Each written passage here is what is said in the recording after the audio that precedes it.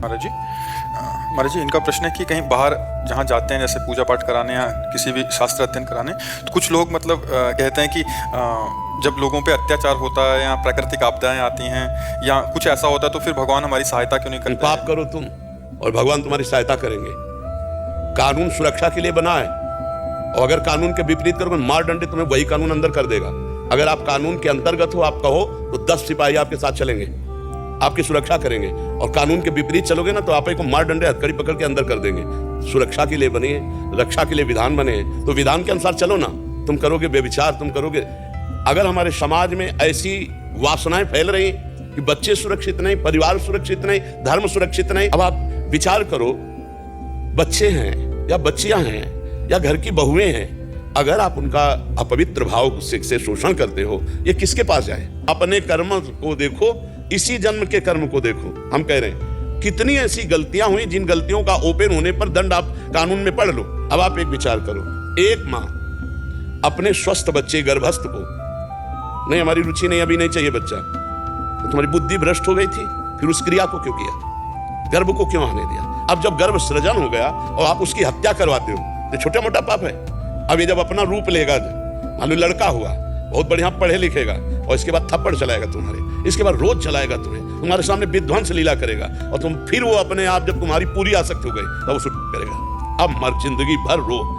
कौन आया? वही जो गर्भस्थ की हत्या की, उसी का परिणाम आया। समझते हैं नहीं लोग, एक ही लड़का था और रो रहे हैं हमारे सामने, भगवान ने मार दिया। और जब तुमने मारा, भ्रूण हत्या की, गर्भ हत्या की, तो तुम्हें शर्म नहीं आ रही थी? तुम्हारे आंगन में खेलते हुए बच्चे के थप्पड़ मारे तो तुम्हारा कलेजा धड़केगा, और तुम्हारे गर्भ में बैठा हुआ वही बच्चा जो केवल तुम्हारे सारे, आज तुम उसकी हत्या करो, चाहे बेटी हो, चाहे बेटा हो, चाहे अपंग हो, चाहे स्वस्थ हो। बेटा तो बेटा है ना, बच्चा तो बच्चा है ना। हम कितने पाप गिनावे जो समाज में हो रहे हैं। पशुओं को ला करके जिंदा पैर बांध दिए भूंज रहे हैं और शौक से खा रहे हैं। तो लग्जरी गाड़ी का एक्सीडेंट होता है, आग लगती है, उसी में भूंज के मर जा। वो परमात्मा है, उसके तरफ से कहीं गलती नहीं होती, गलती हमारी है। आज के हम दृश्य को देख कर किया, बड़ा धर्मात्मा आदमी था, लेकिन पूर्व में इसने क्या किया है? भीष्म जी कह रहे हैं 6 महीना बाणों की सैया पे, परत भगवान कह रहे 100 जन्म के बाद देखो।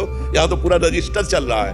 एक भी न्याय भगवान की तरफ से कभी चूक नहीं होती। वो सर्वज्ञ है, सर्वात्मा है, इसलिए भगवान बड़े दयालु हैं। हमारे कर्मों का फल ही हमको दुख सुख देता है। समझ पा रहे आप? ऐसे ऐसे पापाचरण होते हैं कि घुट घुट करके वो जो हमारे अनुयायी, जो हमारे शासन में है, वो बोल नहीं पाते, और वो ऐसे, तो फिर उसका दंड आता है भगवान की तरफ से। भगवान निर्दयी नहीं है, कानून निर्दयी नहीं है। आप कानून के अनुकूल चलो, आपकी रक्षा करेगा, प्रतिकूल चलोगे तो पीट जाओगे, सजा होगी, फांसी हो जाएगी, नहीं हो जाएगी। ऐसे ही हमारा भगवान का विधान। भगवान निर्दयी थोड़ी है, भगवान तो बहुत करुणामय है। भगवान को तो जो जहर पिलाने जा रही थी ना पूतना, तो भगवान उनकी गोद में आकर दूध पिए और वो गति दी जो यशोदा मैया को दी।